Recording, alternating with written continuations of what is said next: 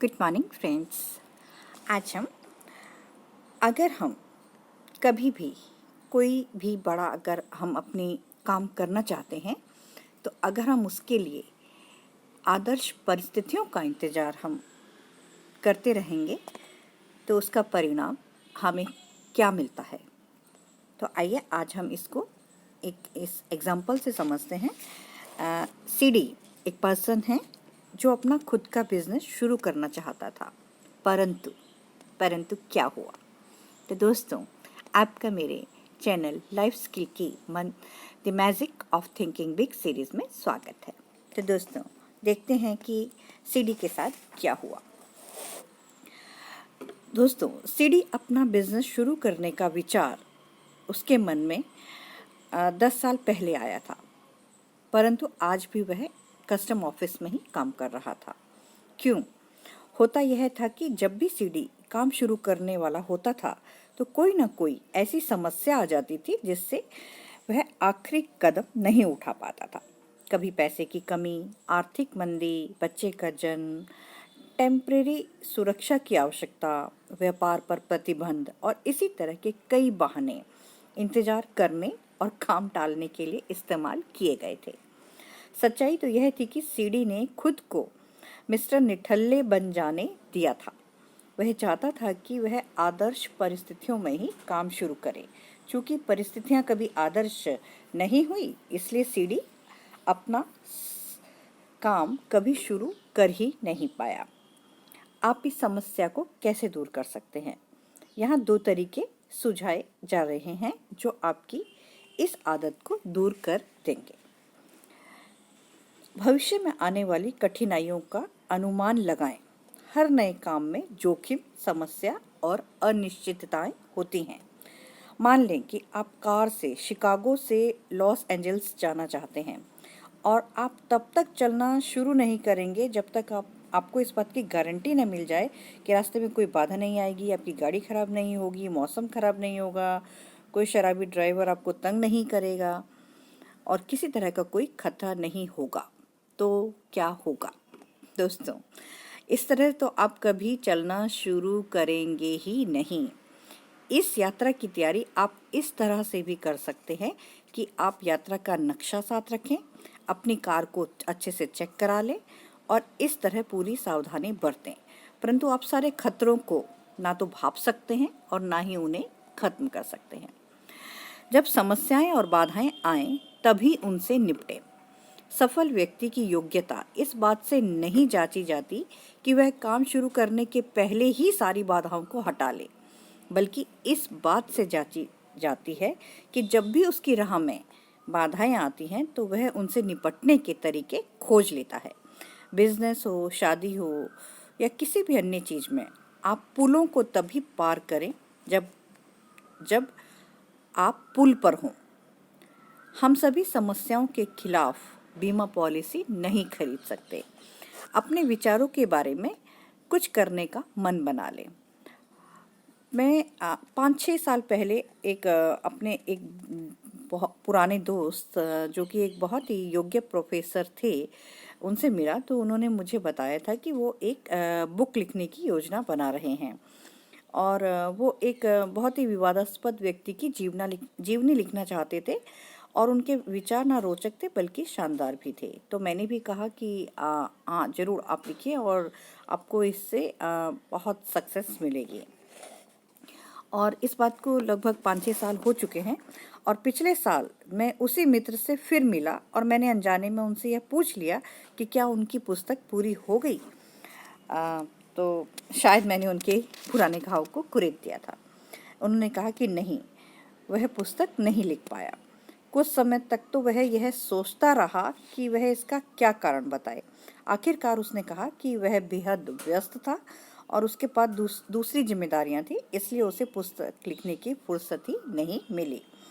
दोस्तों, वास्तव में प्रोफेसर ने इस विचार को अपने मानसिक कब्रिस्तान में गहरे दफना दिया था। उसने अपने दिमाग में नकारात्मक विचारों को बढ़ने दिया था। उसने यह कल्पना कर ली थी कि उसे पुस्तक लिखने के लिए बहुत मेहनत करनी पड़ेगी और कई त्याग भी करने पड़ेंगे। उसने उन सभी कारणों पर विचार कर लिया था जिनके कारण उसकी योजना असफल हो सकती थी। हर दिन हजारों लोग अच्छे विचारों को दफनाते रहते हैं क्योंकि उनमें उन पर अमल करने की हिम्मत नहीं होती और इसके बाद उन विचारों के भूत उन्हें सताने के लिए आ जाते हैं। इन दो विचारों को अपने दिमाग में अच्छी तरह से गहरे बैठ जाने दीजिए। पहली बात तो यह है कि अपने विचारों पर अमल करके आप उन्हें मूल्यवान बनाएं और चाहे विचार कितना भी अच्छा हो, यदि आप उन पर अमल नहीं करेंगे तो आपको उसका जरा भी लाभ नहीं मिलेगा। और दूसरी बात है दोस्तों कि अपने विचारों पर अमल करें और मन की शांति हासिल करें। किसी ने एक बार कहा था कि सबसे दुखद शब्द है कि काश मैंने ऐसा किया होता। हर दिन आप किसी न किसी को ऐसी बातें करते सुनते होंगे कि अगर मैंने 1952 में इस बिज़नेस में गया होता तो आज मैं लाखों में खेल रहा होता। मतलब इस तरह के बहुत से आपने फ्रेजेस सुने होंगे। अगर आपके अच्छे विचार पर अमल ना किया जाए तो उससे काफ़ी मनोवैज्ञानिक पीड़ा तो होती ही है, परंतु अगर अच्छे विचार पर अमल किया जाए तो उससे हमें मानसिक शांति भी मिलती है। क्या आपके पास कोई अच्छा विचार है? तो फिर देर किस बात की है, उस पर अमल करें। काम करके डर का इलाज करें और आत्मविश्वास हासिल करें। यह याद रखने लायक बात है। काम करने से आपका आत्मविश्वास बढ़ता है और प्रबल होता है और काम ना करने से डर बढ़ता है और प्रबल होता है। इसलिए डर को दूर करने के लिए उस काम को कर दें। एक बार मैंने एक युवा पैराट्रूपर इंस्ट्रक्टर के मुंह से सुना था कि कूदने में कोई दिक्कत नहीं है, कूदने के पहले इंतजार करते वक्त मुश्किल आती है।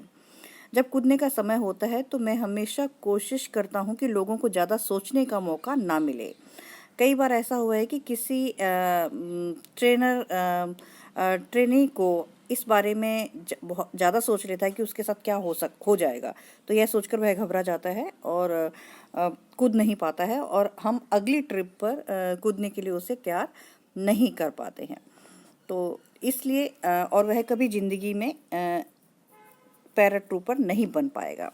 आत्मविश्वास उसे तभी मिलेगा जब वह कूद जाएगा।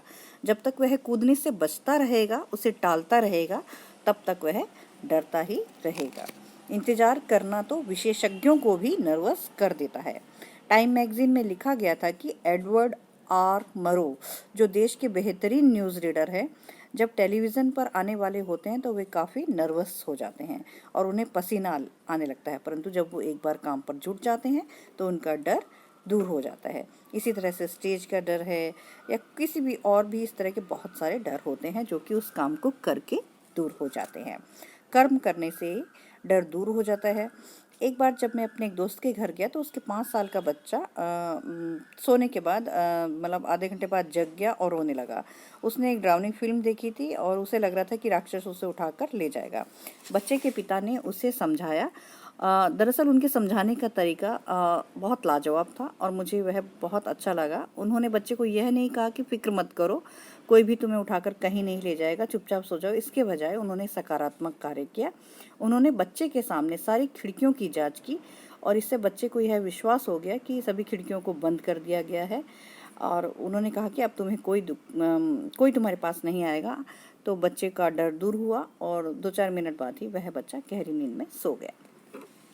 इसी तरह से डॉक्टर लोगों को जो हानिकारक निष्क्रिय दवाइयाँ इसलिए देते हैं ताकि उनके मन को संतोष रहे। लोग नींद की गोलियाँ डॉक्टर से लेते हैं और डॉक्टर झूठ मूठ की गोली, उन्हें मीठी गोली पकड़ा देते हैं और लोगों को लगता है कि उससे उनको नींद आ जाएगी और उन पर इसका मनोवैज्ञानिक असर होता है और उन्हें अपनी तबीयत ज़्यादा अच्छी महसूस होने लगती है। अगर आपको किसी को फ़ोन करने में डर लगता है तो आप फ़ोन कर दीजिए, आपका डर गायब हो जाएगा। और इसी तरह से अगर आपको किसी भी चीज़ का डर है तो आप उसे करके उससे दूर कर सकते हैं। तो दोस्तों, आत्मविश्वास जगाएं और कर्म करके डर को दूर भगाएं। तो देखा आपने किस तरह से अगर हम फेवरेबल कंडीशंस का ही वेट करेंगे तो हम कभी भी उस काम को नहीं कर सकते। तो दोस्तों, आपको मेरी वीडियो पसंद आई तो आप इसे अपने दोस्तों में शेयर कीजिए, लाइक कीजिए, सब्सक्राइब कीजिए। राधे राधे दोस्तों।